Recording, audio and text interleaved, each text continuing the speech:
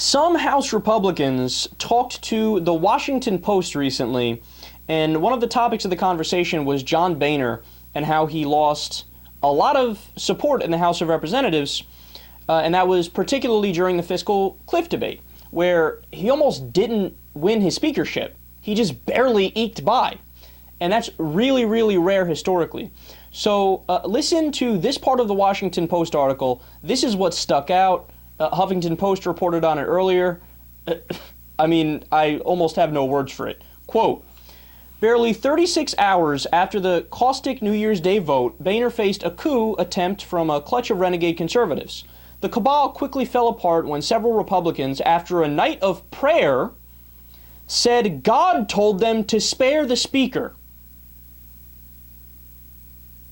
Still, Boehner came within a few votes of failing to secure his speakership on the initial vote, an outcome that would have forced a second ballot for the first time in nearly a century.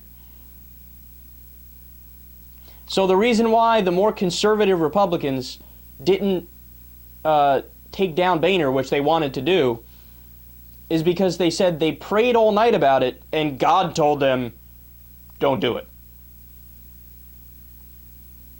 How silly are these guys? And what are we, in Saudi Arabia? You have to consult Allah before you make a decision politically? Oh, that's so dumb. As if God would care about John fucking Boehner. If there was anybody God wouldn't spare, it's John Boehner. He's a loathsome human being.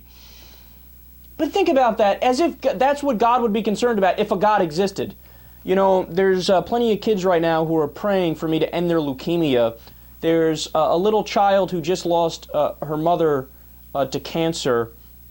We just had a devastating weather event that occurred in Oklahoma. But, John Boehner and his speakership. Let me spend time thinking about that. And why would he care about American politics? Why not politics anywhere else? Right? Like, what? Does he not care about politics in New Zealand? Or Armenia? If he's God, wouldn't he care about everybody? Or no, but they're so silly. Oh, it's like the prosperity gospel. You know what that is? That's the people who follow God, but they think God cares about how rich they get.